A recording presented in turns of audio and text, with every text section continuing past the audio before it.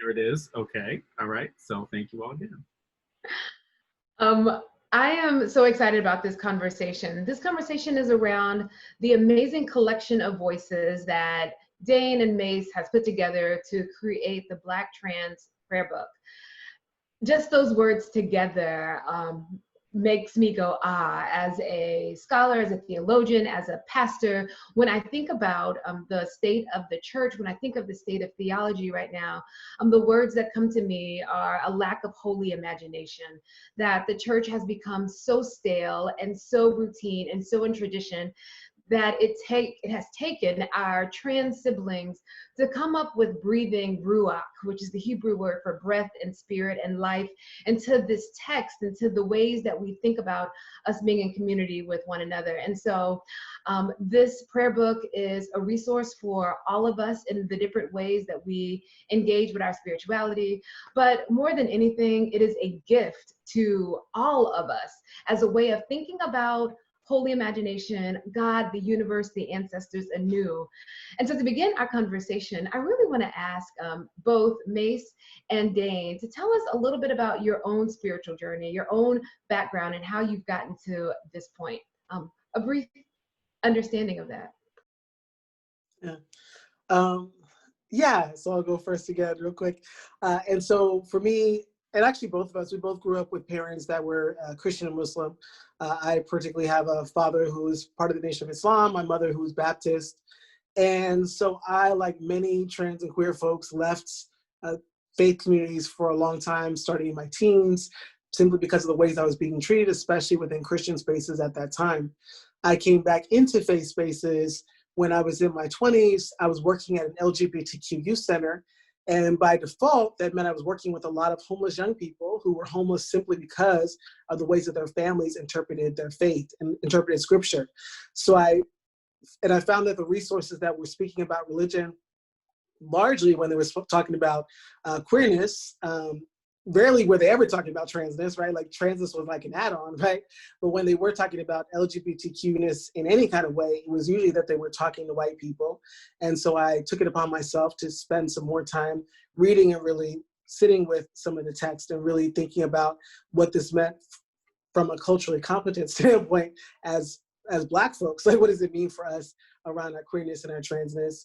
And, kind of came back into faith as a way to one, allow the young people I was working with to find ways to get rid of their spiritual-based trauma, right? And so all the trauma they've absorbed from other people, but also giving space for families to find and be exposed to new language on how to talk about their religion in a way that made room for them to both be of faith and to love their children.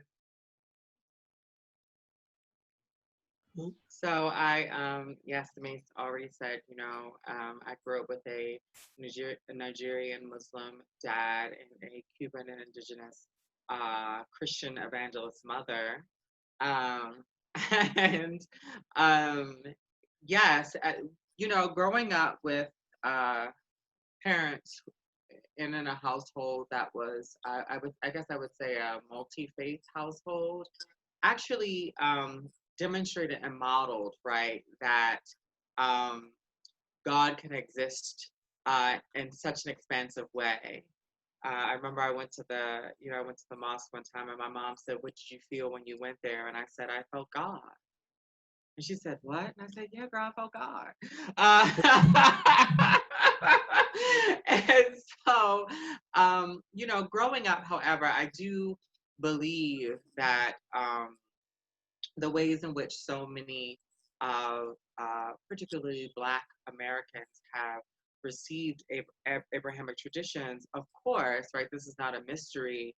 It was received through a white supremacist colonist framework, right? And because of that, so much of the relationship that is modeled for us in these institutions, in these religious institutions, and let me just be very specific, these very patriarchal, Christian institutions oftentimes are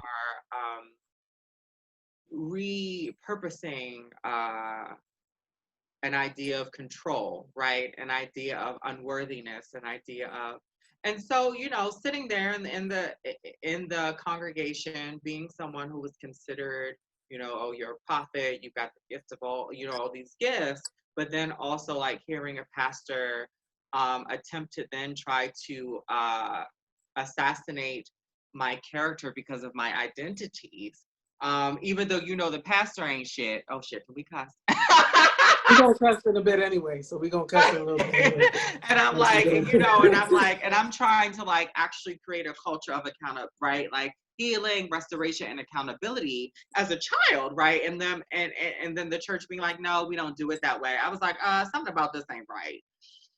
But along those lines, you know, I grow up knowing history. I grew up with an aunt who was an academic and activist and an artist. And so she put books in front of me. And that sparked my curiosity about, oh, wait, who were the people who wrote these sacred texts? What religions were they practicing before, right? Before El or Yahweh or however we would like to call that deity revealed themselves, right? And then what were the circumstances that made this particular divine revelation pertinent for them to teach it, to perpetuate it in the ways that they did? And does that mean then that my engagement with sacred word or sacred text or sacred tradition cannot be stuck in this very, as you talked about, like you talk about this imagination, right? Mase and I talk about that all the time. Is it that our relationship with God has to be more expansive than what these folks are teaching? And because of that, that led me into a journey of the practices of my indigenous ancestors, and so and into practices that actually embodied a love and affirmation of who I was as a Black person, you know, with all those identities as a woman and as a trans person. And so now here I am. Everything that the both of you all said is so important, and it is evident in this book that you've given us. What May said and about the idea of centering Black trans bodies and peoples and stories. You are right. I grew up Baptist in Mississippi, where our Sunday school books had like a Black Jerry curl Jesus, but a lot of the language didn't speak to my community and my experience. And the gift of this prayer book is that I want you all to share a little bit about how you got the contributors.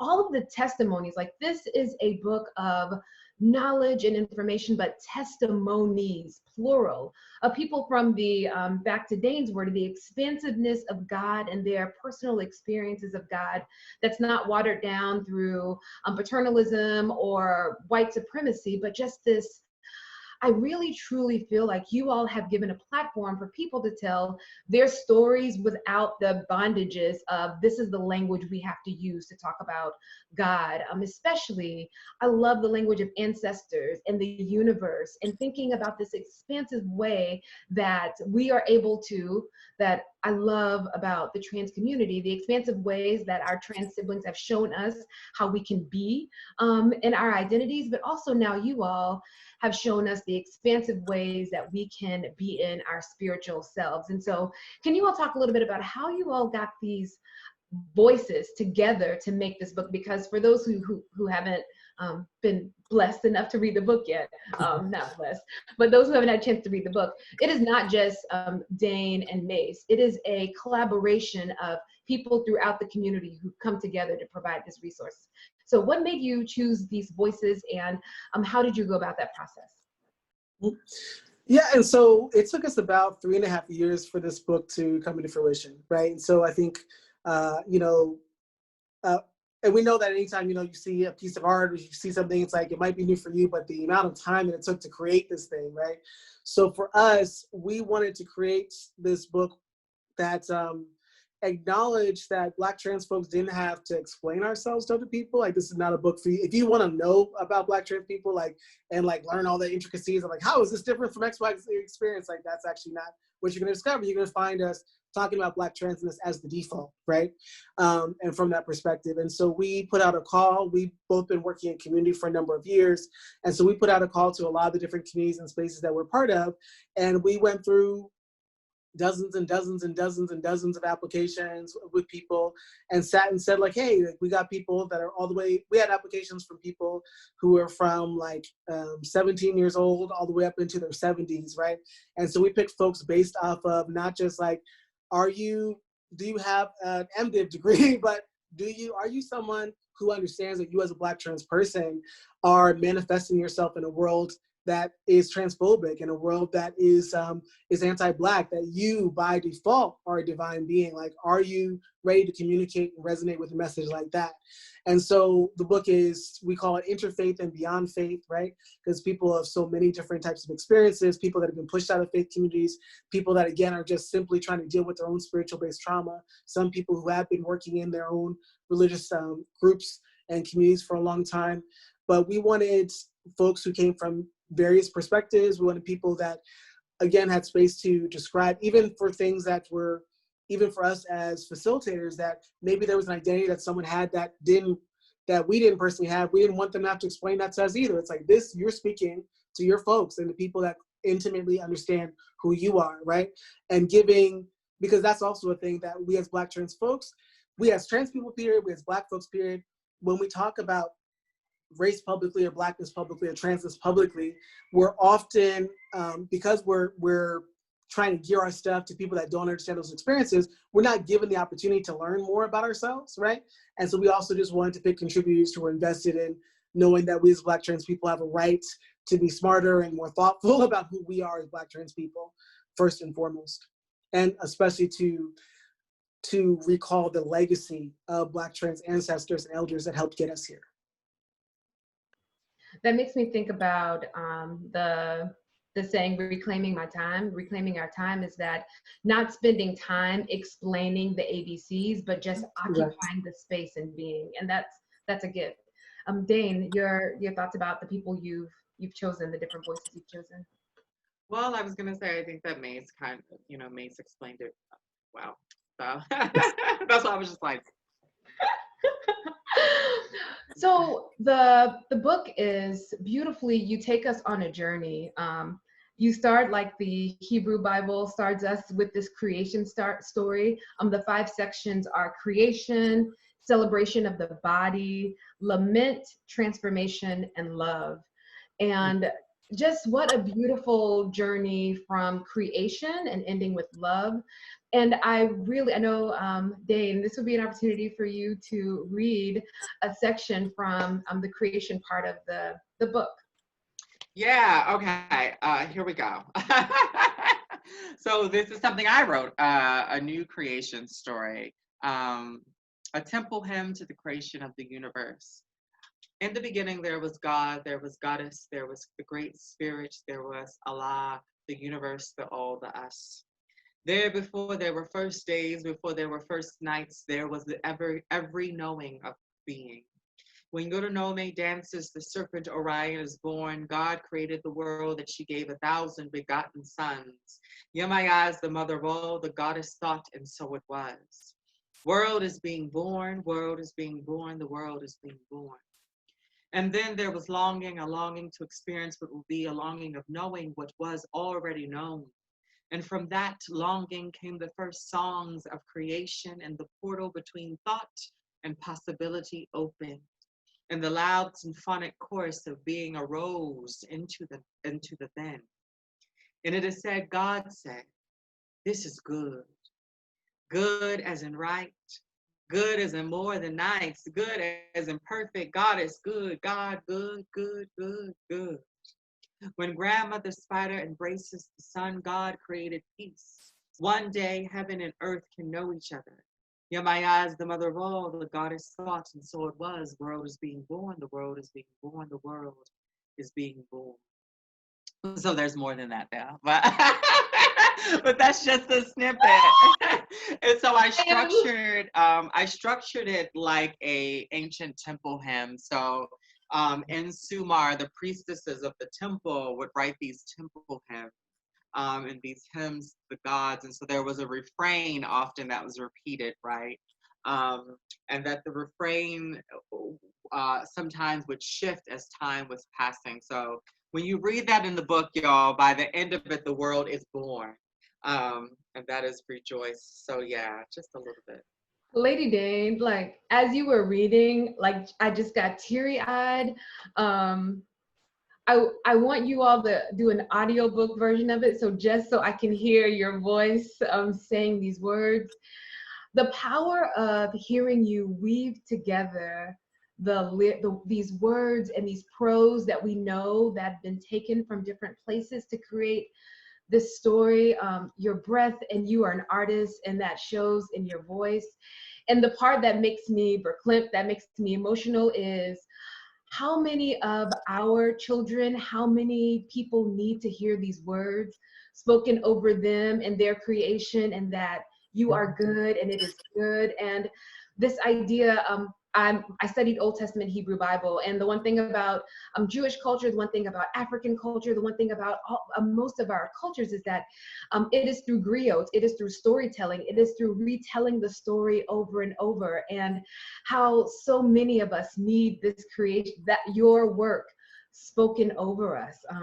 Record that so we can play that to the babies and the children so that they can hear that this is liturgy. The trans prayer book not only is this artistic, creative, but it is prayers and liturgy for us to say in community with each other, by ourselves. This is healing work. And so we go from creation to the celebration of the body. And what I loved about that progression of creation, all of the work in that section to the celebration of the body, is that as a Christian, I believe that we've done a horrible job of paying attention to bodies, that we become so spiritual that we are no earthly good. Jesus is born and it's like, okay, don't worry about that body. Jesus is resurrected. And what does it mean for us to be embodied and fleshed? And I love that you all, this trans community, talks about bodies in this way that is redemptive, that is honest, that is hard. So talk about choosing to really center a theology around the gift of bodies and the work of bodies. Well, I think that sometimes, so often, right, I for myself, right, I will speak for myself in this moment, is that I think that the body actually invites us into theology that allows for us to transcend, right? I think that trans folks, by virtue of their transcendence away from the cages of a colonistic, imperialistic, white supremacist binary, right, actually model and mirror what those deep mysteries, those deep mysteries that were being born through, I'll use this language, through the manifestation of Jesus, right? I often think about Jesus being born of no man, right? Like if we are to believe the stories that we are told, right? But also I think about us, right? I think about Black trans people that we have imagined ourselves into being. And that before we have imagined ourselves into being, that our ancestors imagined us into being. The Black Trans Prayer Book has a hashtag that says trans people exist because our ancestors existed. And so, this kind of like desire to not have conversations about the body, something about that also feels like it is trying to disconnect us from our right to pleasure. Our right to be able to actually taste food and be sensual, right? And some people, when we talk about sensuality, they only think about it in the terms of, sex. But sensuality means to be awakened to your senses, really, in its purest form, which, and also this idea of being disconnected from your body also really says, right, in the ways in which it's framed in a white supremacist context, right, the disconnect from your body.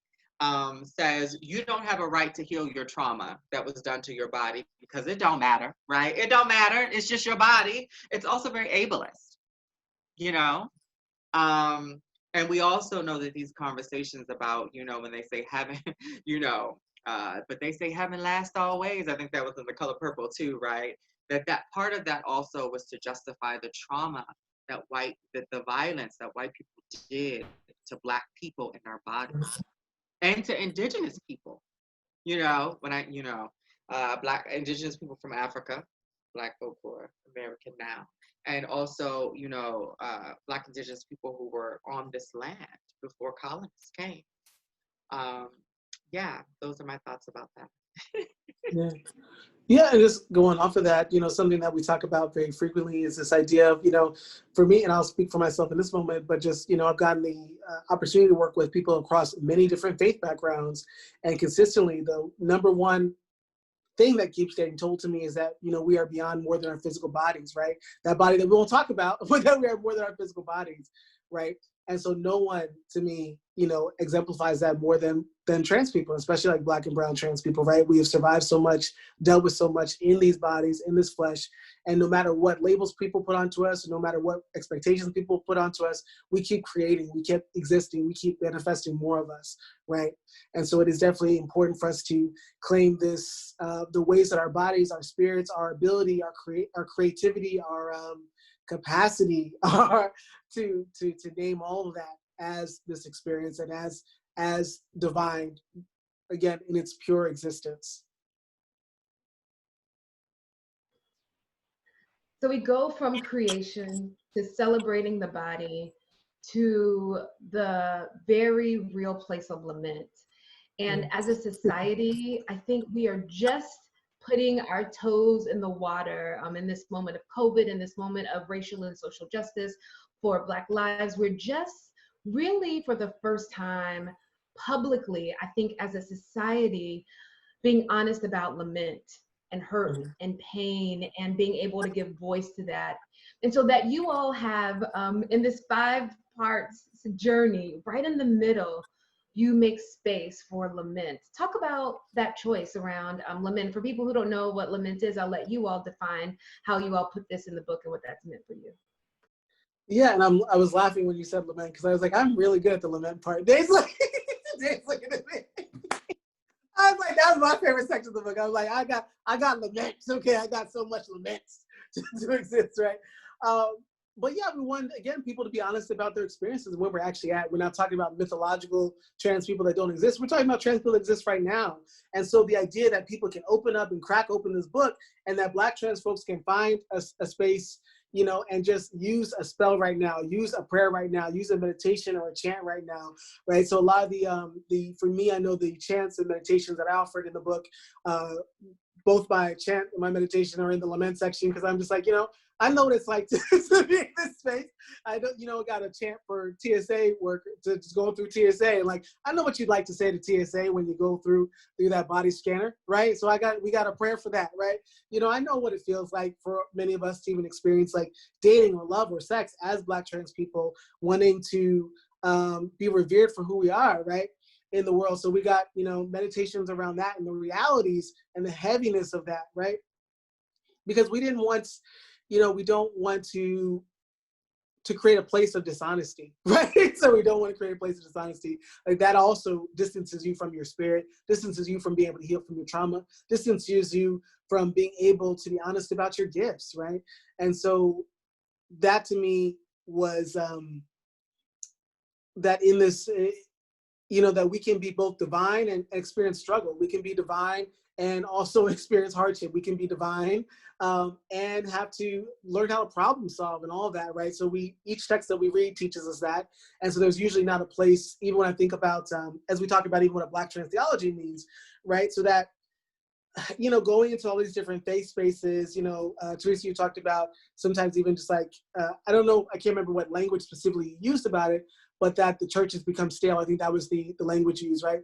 When I think about theologies around transness, right? So typically we think about like the defensive theology space, right? Where people are using 6 to 7 scriptures within the Abrahamic traditions to say like, oh, trans and queer people are bad, right? Or, you know, we can say like, that's not what these texts say. And then we're arguing about whether or not those texts are neutral and we don't exist at all, right? There's the liberation space, right? In which people often think that they're at around transness, but usually it's just that they're in a space in which they're affirming of cisgender, gay and lesbian and bisexual people sometimes, right? But largely they haven't thought about trans people, right? So I like to say that they're at an acceptance space where they merely accept that trans people exist, right? Where I might go into a congregation, I might say to the pastor or imam and say like, well, tell me how am I affirmed as a trans person? And someone might say something real sexy like, well, God is love, right? And so that sounds beautiful, right? But that doesn't address me, right? So where's the complexity about my life? Like, where is it actually talking about my transness? Where is it actually talking about my hurt and my ability, my right to accountability? One of the chapters in there in the book is about the story of Yusuf, right? And talking about our rights as Black trans people to accountability, right? And so that lament, that section around the lament is very much about saying that you have a right to be witnessed, that you are not the first to experience the pain that you're carrying. You have a right to the accountability, you have a right to the healing, and you have a right to honesty and to being genuine. Yeah, I think also, right, when we talk about lament, right? Lament is a form of prayer. And I think that some folks forget that, right? That like literally lament, the form of prayer that is lamenting, right, is actually you are wailing, gnashing of the teeth, you're rendering the clothes, right? You're tearing your clothes, not simply because you're like, oh, you know what, God, I want you to do this thing for me, but it's because it's like literally this system, right? Whatever this system or whatever this circumstance or whatever this thing is causing me pain. And if you are compassionate, if you love me, if you are in right relationship with me, not just me in right relationship with you, I am calling on you with tears and scream and wail and prayer in a heightened way so that you move on my behalf. And so that section makes so much sense to me that it embodies those pieces. Because it is violent to go through TSA when you are a trans person. It's fucking violent. And so the crying out, and what happens in this book, not to get ahead of you, but that like we witness that the crying out actually does lead to transformation. Mm-hmm.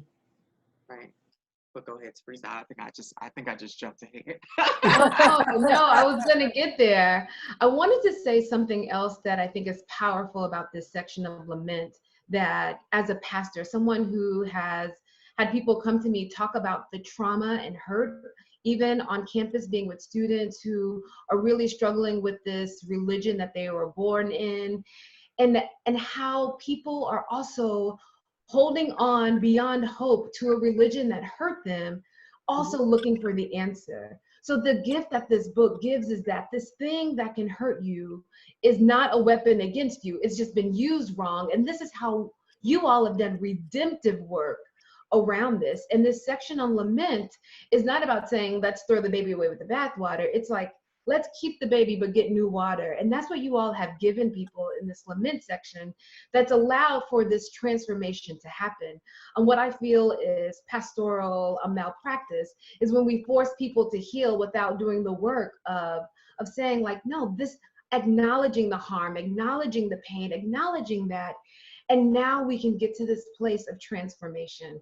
And Dane, you've taken us there. So the next section, we go from creation, celebrating the body, to lament, but we don't stay in lament.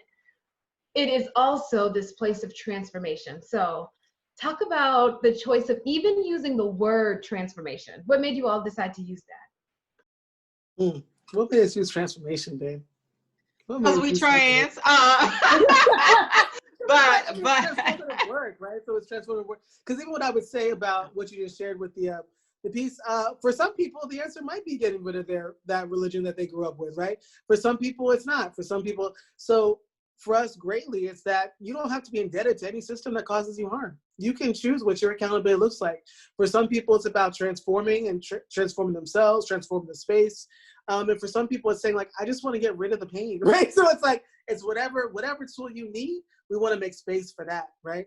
And so that transformation piece is that, yeah, we don't want you just to sit in, to be just of the pain, because I think that's what we, many of us, that's what we're used to. Many of us, that's what we're used to. We haven't had spaces to heal, right? So that for many people, will speak the names of Black trans people without being, feeling like we have the right to heal from our trauma, from our pain, from our suffering, from all these different things.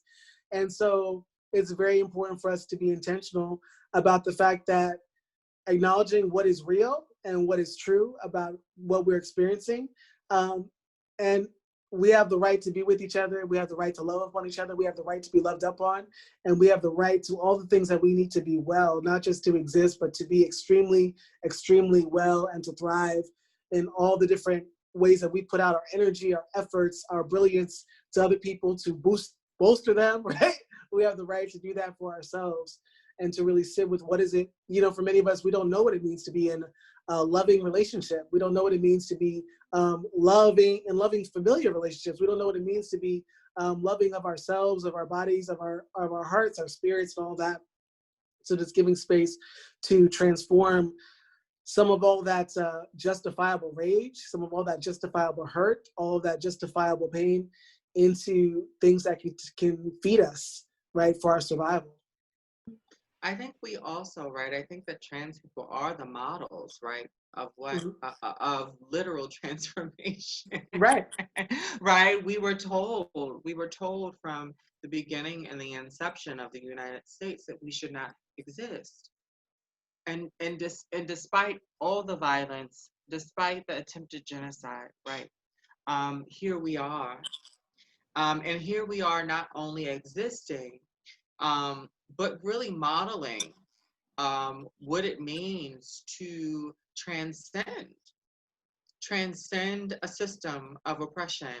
And what I mean by that, right, is I literally mean spiritually.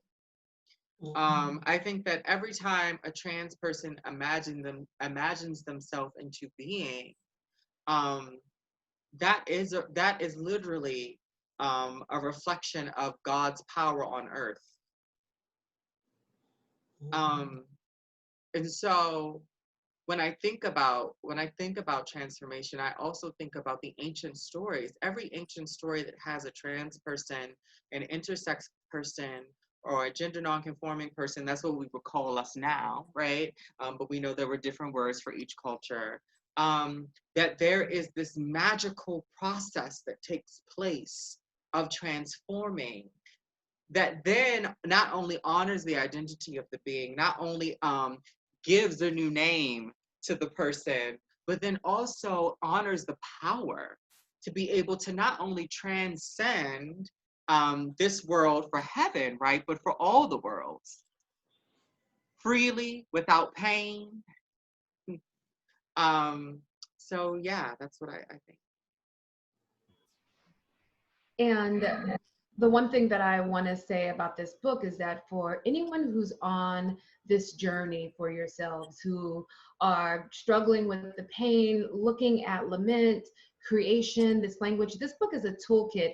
There are writing prompts, there are questions, there are affirmations in it, that along this journey, there's not just like, this is what we did of testimonies. It is a toolkit where I love the one, the prayers for the demons at the nonprofit, just all of the ways that you all are helping people to go on this journey of transformation. Because the one part that I feel is that I think all of us think that it's supposed to last for this amount of time and be over.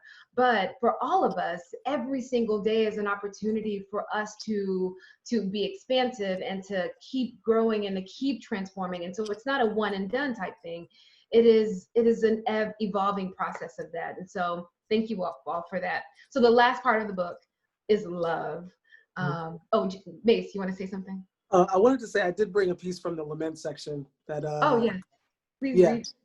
So this, just so y'all get a range of what the book is like, so you go all the way from creation into this lament section. So it's going to be cussing, because like I know a lot of religious spaces, you can't cuss, but you can't be transphobic and you can't be anti-Black. So we cuss and can be honest about, again, our experiences here, and we do not lie about our experiences, right? So this is a chant for Black trans travel. So for those that are getting back on the road, especially going through TSA. Fuck the TSA and every body scanner that thought it could embarrass me. May the fingers of whoever pats me down in public or in private rot the fuck off. Fuck every state agent that thinks looking at my genitals will better inform them if I am a terror risk. Fuck the DMV for misgendering me on this expensive ass ID.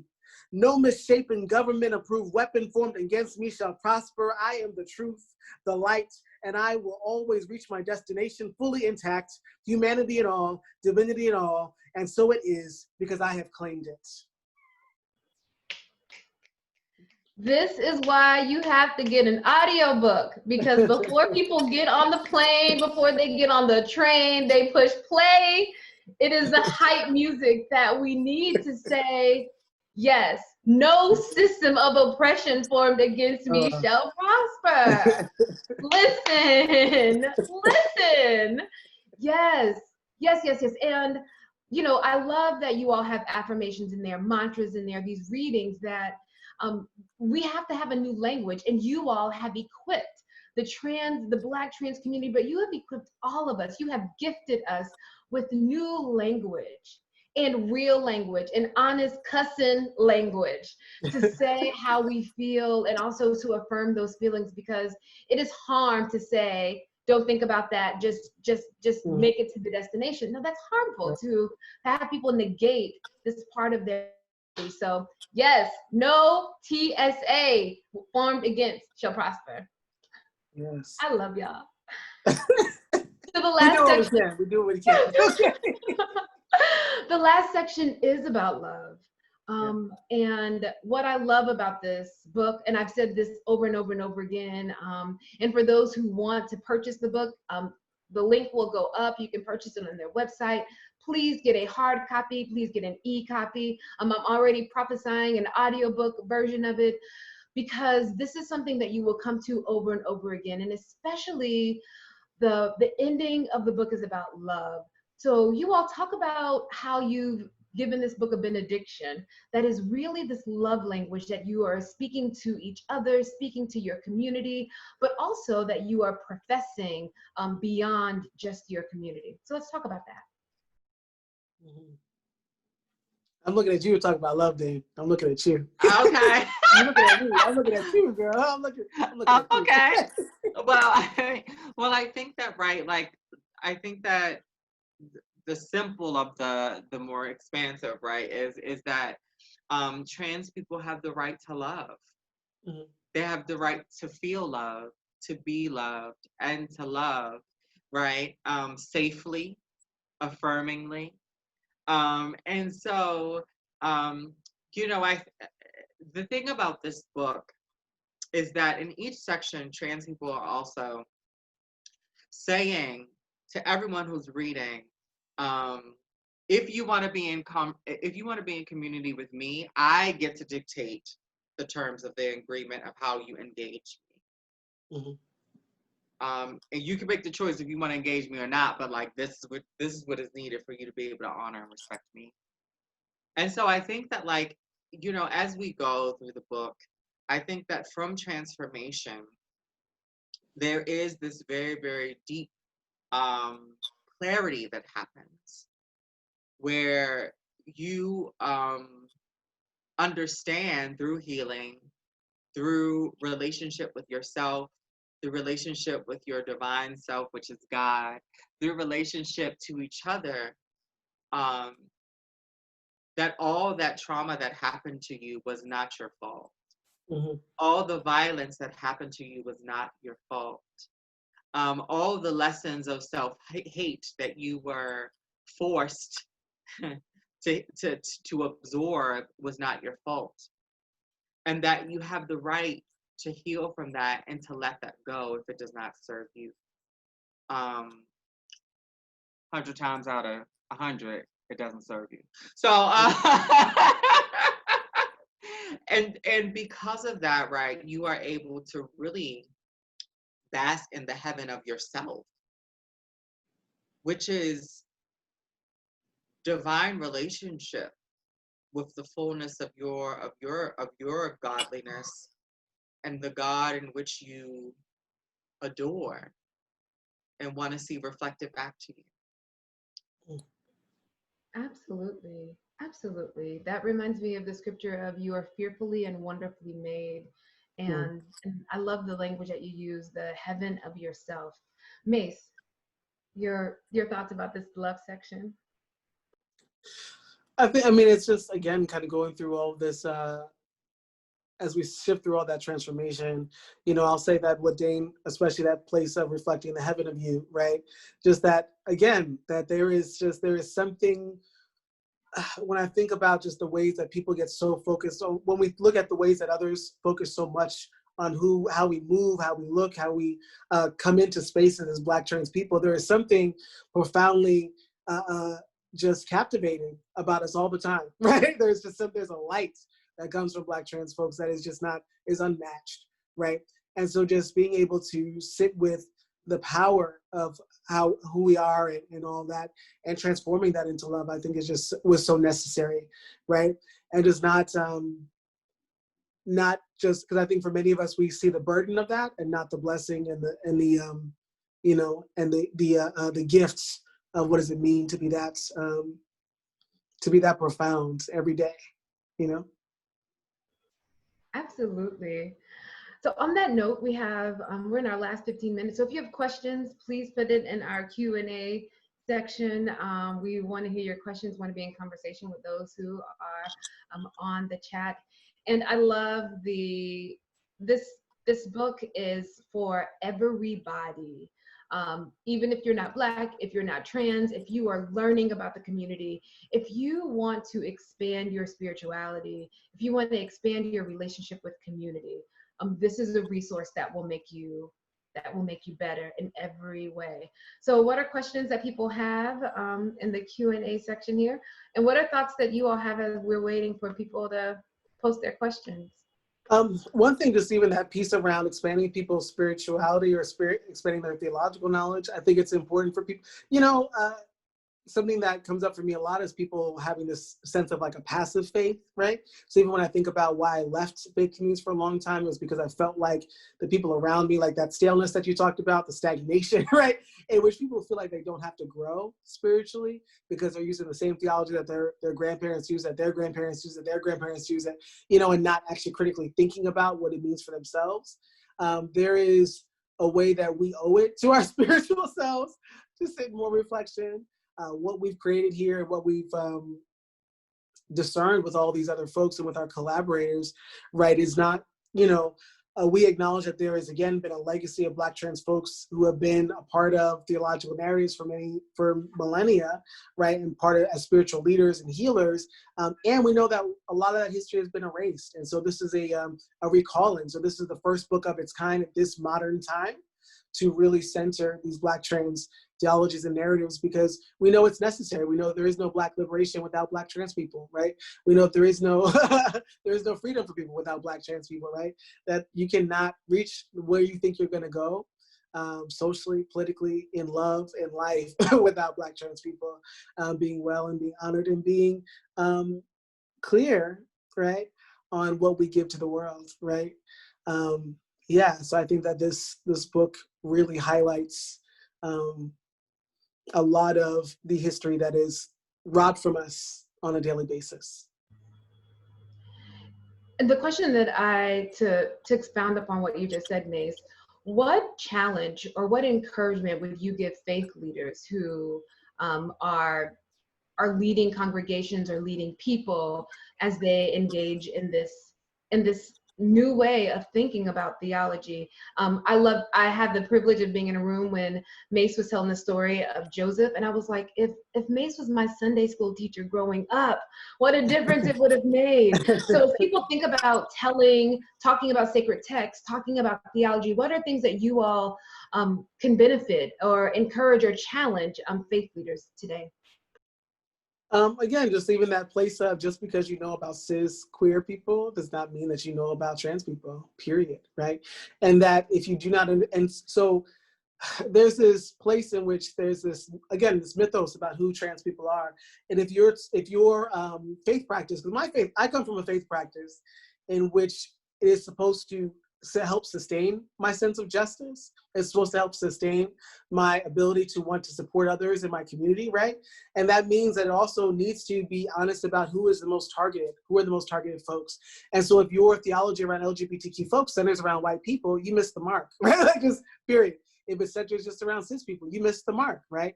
That's, I remember going into this congregation. I was in Connecticut, the magical land of Connecticut, and I came and I was helping them do some structural work at their church, like around their policy around queerness, or I can't remember what it was. I think it was just around queerness as a whole.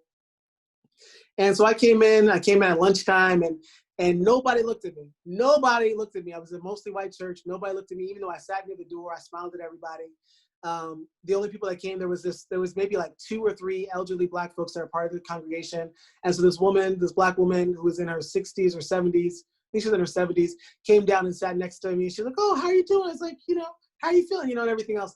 And so later on the day, the faith leaders asked me, like, "Oh, did you feel affirmed when you saw our rainbows and all our stuff at our church?" And I said, "Well, you didn't expect me to be both queer and Black. You didn't expect me to be trans and Black. You didn't expect to, at the time I was in my 20s, I was like, you didn't expect all these things, right? Because when you're talking about helping people who are being harmed, like, you did not recognize how racist y'all already were, or how transphobic y'all already were, or how ageist y'all were being when you were sitting here talking about who you wanted to help as LGBTQ folks."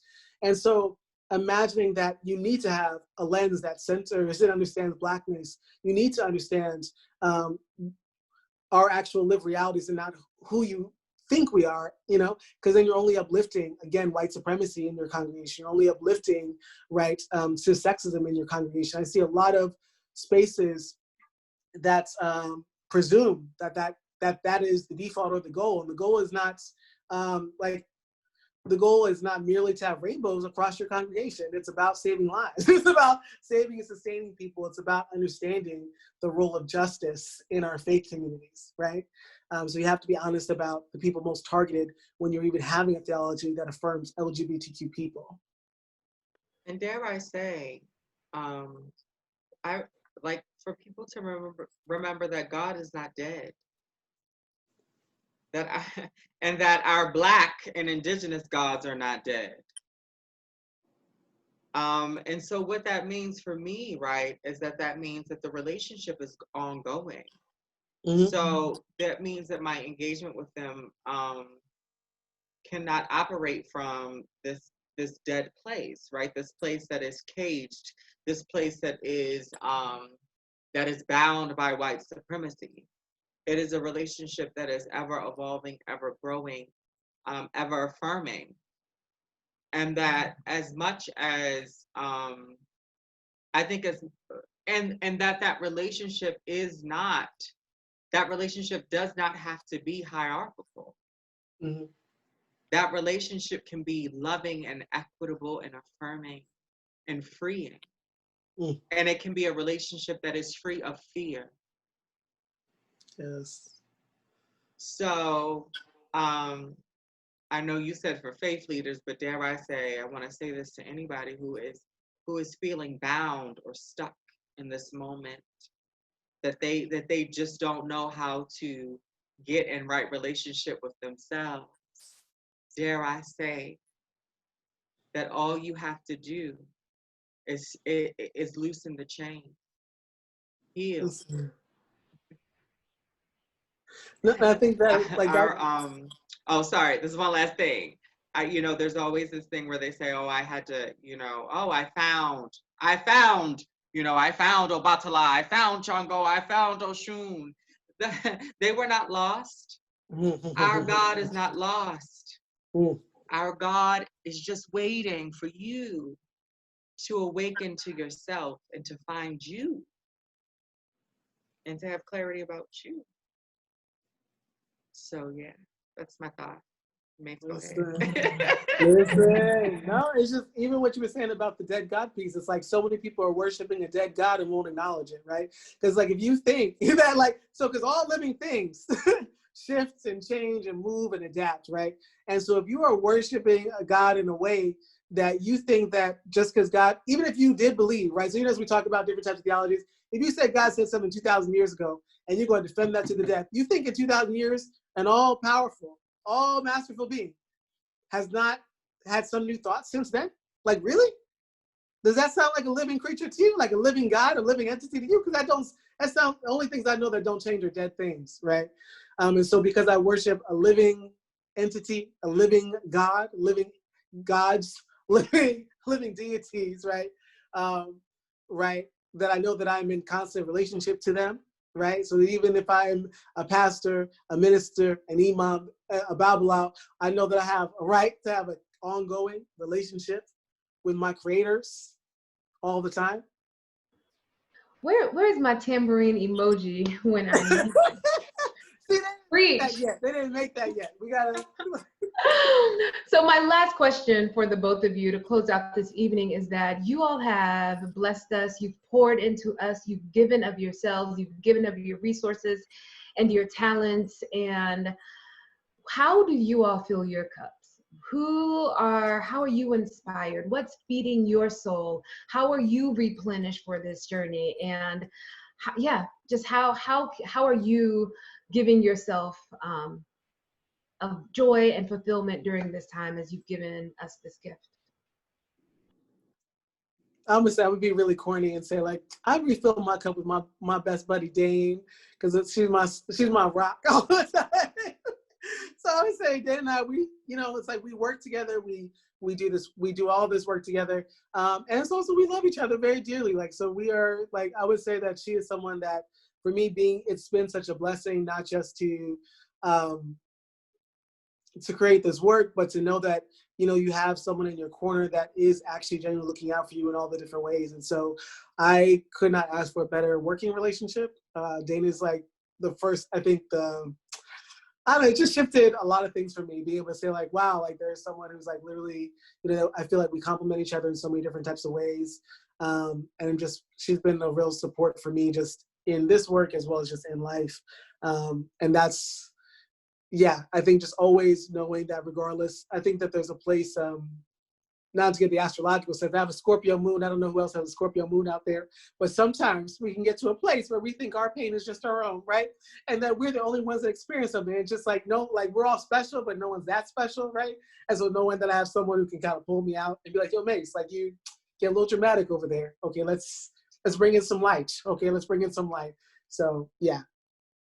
Definitely. Yeah, I think I would say that, right? I think it's in community, right? And like whether that's community with myself, community with my gods, you know what I mean? Community with my ancestors, or community with the people in my life who love me, right? So like I think about, earlier when you were asking about like the creation of this work, right, and gathering all these folks together.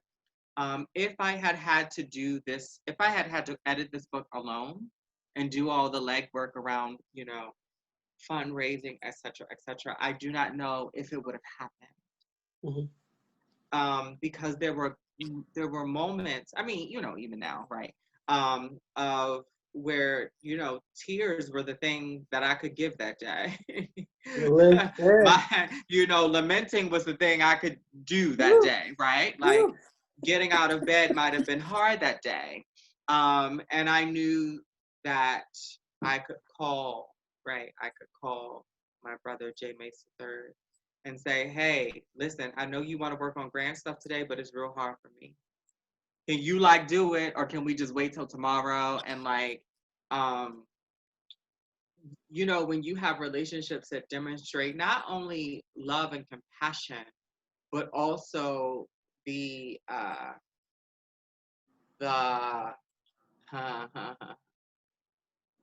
righteousness of patience. It is transformative. So yeah. I want to thank you again, Mase III, Lady Dane, for your work. 3.5 years later, here we are in this moment. And I truly believe that your book is ready now, that your book is out now for such a time as this, that people are paying attention in a different way. The vibrations are being lifted a little higher. And I pray and I love that this Black trans prayer book is available. And so purchase it, use it, send it to all of your communities. And I just, from the bottom of my heart, Proverbs 27:17 says, iron sharpens iron. And you all have spent this last 60 minutes making all of us better. So thank you. Blessings to you. Thank you. Thank you. Thank Thank you. y'all And so if much. folks don't know on the call, me and Theresa, we've known each other a long, long time. All the way back to DC, baby. So yeah, it is. I know that, and you and I, Theresa, the last time I was there, we talked about this moment, actually. Do you remember? You and I talked about this moment, and Yes, now here it yes. is. So yeah. Look at God. Won't she do it? Yes, she will. Listen. Thank you. Thank you. Thank you, everyone. And this will be posted on YouTube if y'all want to see it with captions, hopefully by next week. So thank you all again. Thank y'all for having us. Such a blessing. Thank y'all for everyone that's watching. Yes.